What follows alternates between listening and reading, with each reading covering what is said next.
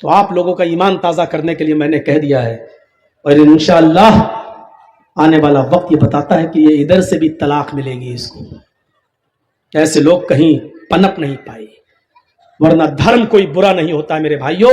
ہر دھرم، اسلام تو یہ کہتا ہے کہ کسی بھی دھرم میں اگر اچھی چیز ہو تو وہ آپ لے لو، اچھی چیزیں لے لینا چاہیے، انسانیت جہاں ملے لے لو۔ کون سا دھرم ہے جو آپ کو انسانیت کی شکشا نہیں دیتا ہے؟ ہندو دھرم میں انسانیت ہے، سکھ میں انسانیت ہے، جین میں انسانیت ہے، عیسائی دھرم میں تو اتنی انسانیت ہے کہ کوئی تمہارے دائیں گال پہ تھپڑ مارے تو بایاں گال پیش کر دو، بدلہ مت لو، کوئی دائیں پہ مارے لو، اور جب ادھر بھی مار دے تو پھر دے لو، یعنی پٹتے رہو۔ بائبل میں تو یہاں تک لکھا ہے کہ کسی پر ظلم مت کرو، اگر کوئی تمہارا کرتا لے لے، یہ اوپر کا پنجابی، تو اس کے ساتھ 2 کلومیٹر پیدل چلے جاؤ اور وہاں جا کے اس کو اپنا پیجامہ بھی اتار کے دے دو، یہاں تک لکھا ہے بائبل کے اندر۔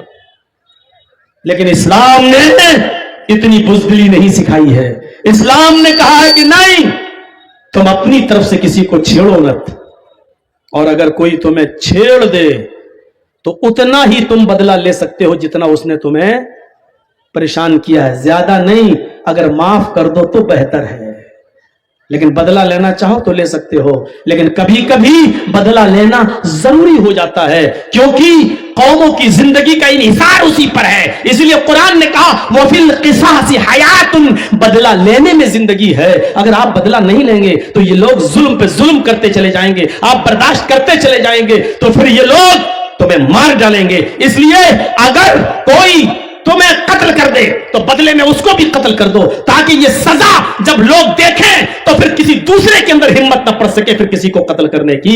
اگر آپ قاتل کو قتل کر دو گے تو پھر بہت سے قتل ہونے سے بچا لو گے، چور کے ہاتھ کاٹ دو گے تو بہت سی چوریوں سے سماج کو بچا لو گے، بلاکاری کو پتھروں سے مار مار کے اس کو ہلاک کر کے اس کو مار ڈالو گے تو بہت سی ماں بہن بیٹیوں کو تم بلاکار ہونے سے بچا لو گے۔ وَفِي الْقِصَاصِ حَيَاتٌ، بدلہ لینے میں زندگی ہے، یہ قرآن نے کہا ہے میرے بھائیوں، اور کبھی کبھی بدلہ لینا ضروری بھی ہو جاتا ہے۔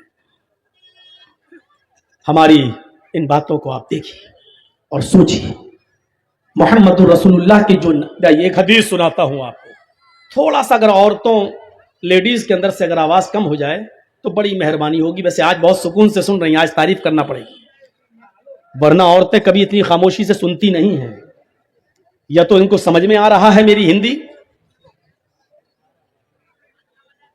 تھوڑا سا اور اگر یہ بیچاری کپڑا اپنا نہ دکھائیں کسی کو، ساڑی کتنے کی، تو کہاں سے لی، چانچل میں کہاں ملتی ہے، کون سی دکان میں ملتی ہے، یہ تھوڑا سا اگر یہ اپنی چونچیں بند کر دیں تو بڑی مہربانی ہوگی۔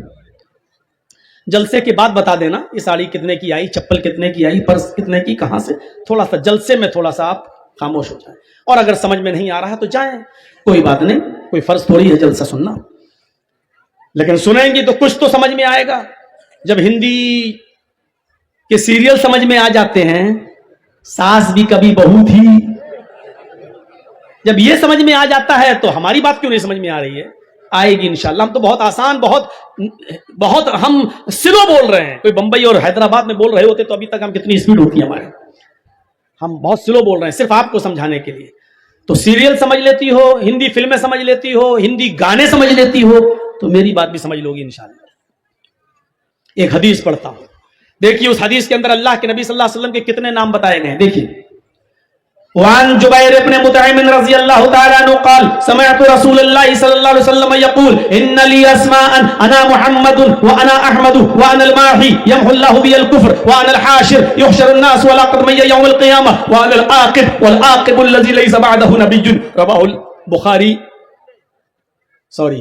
رواہ مسلم فی کتاب الفضائل۔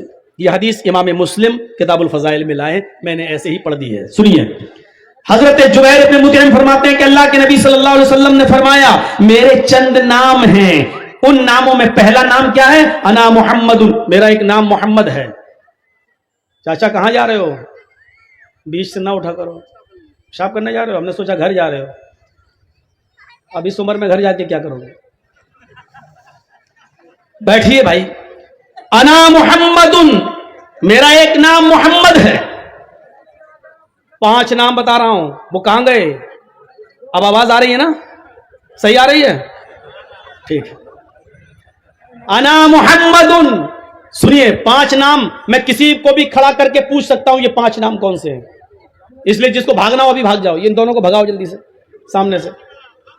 اصل میں جب میرے سامنے کوئی کھڑا ہوتا ہے تو میں ڈر جاتا ہوں۔ اس کی وجہ کیا ہوئی؟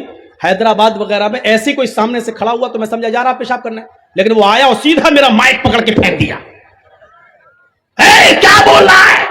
اس کے بعد انڈے ٹماٹر آلو سب چلے، چپل جوتے کرسی سب پھینکی گئی۔ تو میں اس دن سے ڈر گیا ہوں کہ ایسا تو نہیں کہ یہ مائک پکڑنے آ رہا ہو، تو سامنے سے مت آیا کرو، میں بھول جاتا ہوں کہ کیا میں بول رہا تھا، پیچھے اٹھ جا کوئی بات نہیں، لیکن سامنے ہی آپ اٹھ جاتے ہیں تو میں ایک دم ڈر جاتا ہوں۔ یہ حیدرآباد میں تو تقریر نہیں کر رہا ہوں، کہیں ایسا لگتا ہے میرا دماغ وہاں پہنچ جاتا ہے۔ تو یہ 5 نام یاد رکھنا۔ انا محمد، میرا پہلا نام، ایک نام کیا ہے؟ محمد۔ وانا احمد، اور دوسرا نام میرا کیا ہے؟ احمد۔ ایک نام محمد اور ایک نام احمد۔ تیسرا نام وانا الماحی، میرا ایک تیسرا نام ہے ماہی، مٹانے والا، گناہوں کو مٹانے والا، گناہوں کو ختم کرنے والا، تیسرا نام ماہی۔ چوتھا نام حاشر، حاشر جمع کرنے والا، اکٹھا کرنے والا۔ یحشر الناس علی قدمی یوم القیامہ، قیامت کے دن اللہ سب کو میرے قدموں تلے جمع کرے گا۔ حدیث میں آتا ہے نا کہ سب لوگ اپنے اپنے نبیوں کے پاس جائیں گے اور سارے نبی منع کر دیں گے کہ نہیں، ہم تو تمہاری کچھ نہیں مدد کر سکتے ہیں، تم سب اللہ کے رسول محمد صلی اللہ علیہ وسلم کے پاس جاؤ، وہی کام آ سکتے ہیں۔ آدم علیہ السلام کہیں گے مجھ سے بھی خطا ہو گئی تھی، میں نے جنت میں یہ شجر ممنوع جو منع کیا گیا تھا پھل کھا لیا تھا۔ یونس علیہ السلام کہیں گے نہیں صاحب ہم سفارش نہیں کر سکتے، ہم نے بھی اللہ نے حکم نہیں دیا تھا اور ہم اللہ کا کہنا مانے بغیر ہم چلے گئے، سمندر کی مچھلی نے ہمیں نگل لیا تھا۔ سب لوگ اپنا اپنا قصور بتا کے پلہ جھاڑ لیں گے اور سب اللہ کے نبی کے پاس بھیج دیں گے، سارے لوگ جناب محمد رسول اللہ کے پاس جمع ہو جائیں گے۔ تو کہا حاشر، سب لوگ جمع ہو جائیں گے قیامت کے دن میرے قدموں کے پاس، میرے پیروں کے پاس۔ تو ایک نام کیا ہے؟ حاشر، جمع کرنے والا۔ 4 نام ہو گئے نا، محمد، احمد، ماہی، حاشر، اور 5واں نام عاقب۔ عاقب کے معنی ہوتے ہیں پیچھے آنے والا، بعد میں آنے والا، لاسٹ میں آنے والا۔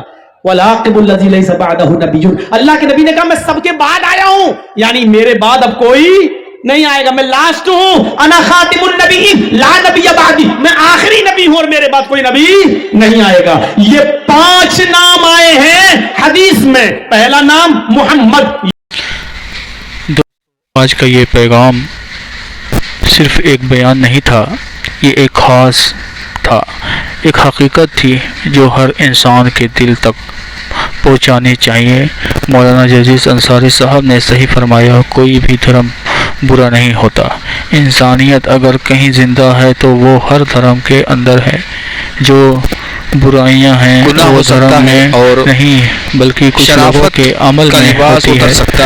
آج ہمیں ہمارے گھروں میں آج بھی لوگ اس بات کو مذاق سمجھتے ہیں، لیکن یہ مذاق نہیں ہے، محبت سے دین کا حکم ہے، اور جہاں دین کا ایکتا، وہاں کسی کی شانتی اور انسانیت کا دینا یا اسلام کا پیغام صرف مسلمان اہمیت نہیں ہوتی ہے۔